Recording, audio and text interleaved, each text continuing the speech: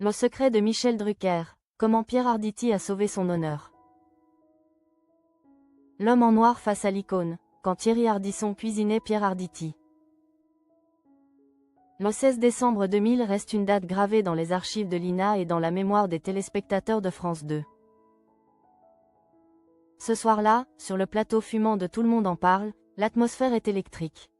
Face à l'indéboulonnable Thierry Ardisson. Un invité de marque s'apprête à subir le rituel de l'interview mensonge, Pierre Arditi. Entre confidences politiques, tacles sportifs et révélations intimes, cette séquence d'anthologie raconte une télévision où la liberté de ton n'avait pas encore de frontières. Dès les premières secondes, Ardisson, fidèle à sa réputation de procureur du PAF, lance une offensive sur le terrain politique. Politiquement, quelle que soit votre fidélité à vos engagements de jeunesse, on vous a beaucoup vu ces derniers temps en compagnie d'Alain Madelin. Vous lui trouvez quoi? Interroge l'animateur avec un soupçon de provocation.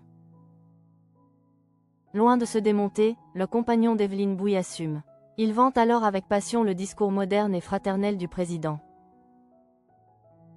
De démocratie libérale. Mais avec Ardisson, le sérieux dérape vite vers l'image. C'est parce que Madelin a enlevé sa cravate que vous ne portez plus?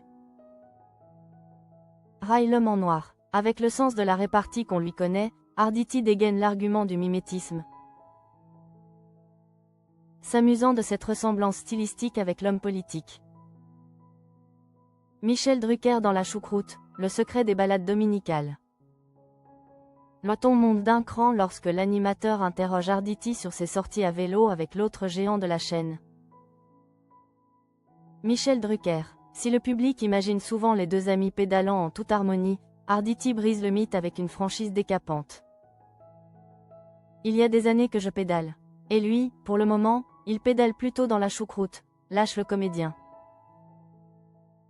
Il raconte alors une anecdote savoureuse. Lors des tournages orchestrés par les équipes de la 2, Arditi devait feindre le fort. C'était très emmerdant parce que j'étais obligé de pédaler dans le vide pour qu'il puisse me rattraper astérisque. Thierry Ardisson s'étonne, rappelant à l'hygiène de vie légendaire de Drucker, les pattes, le sommeil, la discipline. Oui, il dort énormément, il s'économise énormément, confirme Arditi, avant d'attribuer cette différence de rythme à l'écart générationnel avec l'indéboulonnable présentateur de Vivement Dimanche. Une petite sortie qui, à l'époque, avait fait grincer quelques dents dans les couloirs du service public. L'aveu des 8 pétards, une franchise sans filtre. Mais le moment le plus surréaliste de l'émission survient lorsqu'Ardisson aborde la question de la consommation de stupéfiants. Avec son style direct, il affirme que si Arditi a abandonné les drogues dures, il compenserait par une consommation massive de cannabis. Une dizaine de pétards par jour parce que ça remplace les cigarettes, assène l'animateur. Le recadrage des Arditi est immédiat, mais surprend par sa précision chirurgicale. Pas 10 tout de même. 8, ce qui est déjà bien. Une confession faite sans une once de honte, dans un éclat de rire qui en dit long sur la relation de confiance et de provocation qui liait l'acteur à l'animateur. Ardisson, jamais avare d'un commentaire piquant. Conclut alors par une remarque sur le regain d'énergie sexuelle du comédien suite à son changement des hygiènes de vie.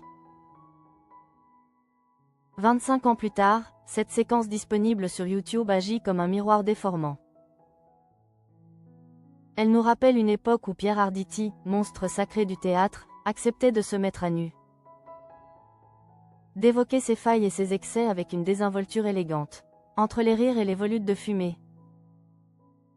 C'est le portrait d'un homme libre qui se dessine, porté par un Thierry Ardisson au sommet de son art de la confession forcée. Une page des histoires du PAF où la vérité, même matinée de provocation, finissait toujours par éclater sous les projecteurs.